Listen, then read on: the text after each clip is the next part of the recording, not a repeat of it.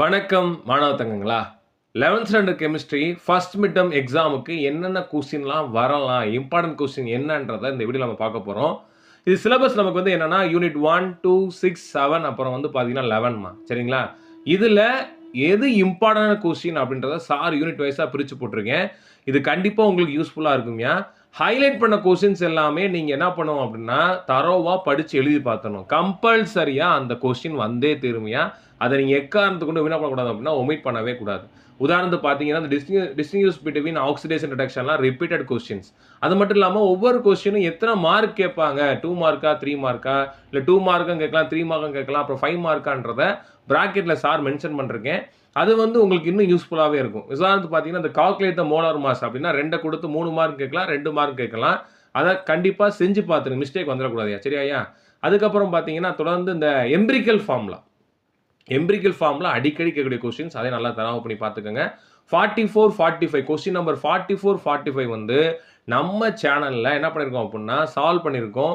அந்த வீடியோடைய லிங்க் இந்த டிஸ்கிரிப்ஷன்ல கீழே இருக்கு. பார்க்காதவங்க பார்த்துக்கோங்க. கண்டிப்பா ஏதாவது ஒரு ஈக்குவேஷன் கொடுத்து அயன் எலக்ட்ரான் மெத்தடோ இல்ல என்ன சொல்லுவாங்க அப்படின்னா ஆக்சிஜன் நம்பர் மெத்தட்ல என்ன பண்ணுவாங்கன்னா பேலன்ஸ் பண்ண சொல்லுவாங்க. அது 5 மார்க்கும் வரலாம், 3 மார்க் வரலாம். சரிங்களா? அதான் ஒர்க் அவுட் பண்ணி பார்த்துக்கோங்க. யூனிட் 2ல வந்து பார்த்தீங்கன்னா, ப்ராபபிலிட்டீஸ் இதெல்லாம் வரலாம் அப்படின்ற மாரி குடுத்துருக்கேன். ஓரளவு இம்பார்ட்டன்ட் கொஸ்டின் குடுத்துருக்கேன். இதுல மேக்ஸிமம் ஒரு சிலது வந்து சம் மாரி வரும். அத நான் இங்க கொஞ்சம் தவிர்த்துருக்கேன். ஏன்னா, கொஞ்சம் படிக்க சிரமப்படுற பசங்க இத படிங்க. அதுக்கப்புறம் நம்ம அதுக்கு மூவ் ஆகலாம். அத பத்தி எப்படி படிக்கலாம், எப்படி நோட்ஸ் வைக்கலான்றத நான் அடுத்த வீடியோல சொல்றேன். இப்போதைக்கு இந்த ஆஃப் ஆஃப் பிரின்சிபல் அதே மாரி பார்த்தீங்கன்னா, பாலிங் எக்ஸ்க்ளூஷன் பிரின்சிபல் இதெல்லாம் ரிப்பீட்டட் கொஸ்டின்ஸ். இத எழுதி பார்த்துக்கோங்க. Electronic configuration of M12+ and CR3+லாம் ரிப்பீட்டடா கேட்கக்கூடிய கொஸ்டின்ஸ். எழுதி பார்த்துங்க மாறவே மாறாது. நான் மறுபடியும் சொல்றேன் 2வது லெசன்ல லிமிட்டட் கொஸ்டின்ஸ் மட்டும் தான் நான் குடுத்துருக்கேன். இத நீங்க படிங்க. ரைட்டா? அடுத்து வந்தீங்க பார்த்தீங்கன்னா, யூனிட் 6ல நான் வந்து கண்டிப்பா படிக்கணும். எல்லா லாவும் நம்ம பார்த்துக்கணும். அது மட்டும் இல்லாம இதுல மேக்ஸிமம் கொஸ்டின்ஸ் வந்து பார்த்தீங்கன்னா, ரீசனிங் கொஸ்டின் தான்மா. வை, ஏன் அப்படின்ற மாரி நெறைய கொஸ்டின்ஸ் கேட்டிருப்பாங்க.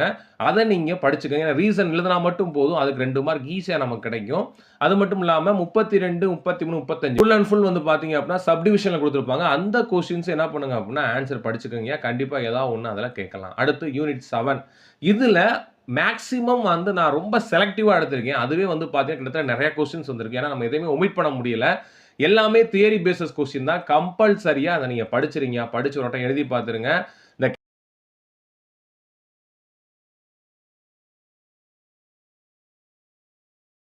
ஃபர்ஸ்ட் லா, செகண்ட் லா, 0த் லா, 3rd லா அப்படின்னு சொல்லி பார்த்தீங்கன்னா, ரிப்பீட்டடா கேட்கக்கூடிய கொஸ்டின்ஸ் அதெல்லாம் பார்த்துக்கங்க. State the various statement of second law of thermodynamics வந்து ரிப்பீட்டடா அடிக்கடி கேட்டிருக்காங்க. அத நீங்க படிச்சுக்கங்க. சரியா? அதனால 19 கொஸ்டின் இந்த யூனிட் 7ல குடுத்துருக்கேன்.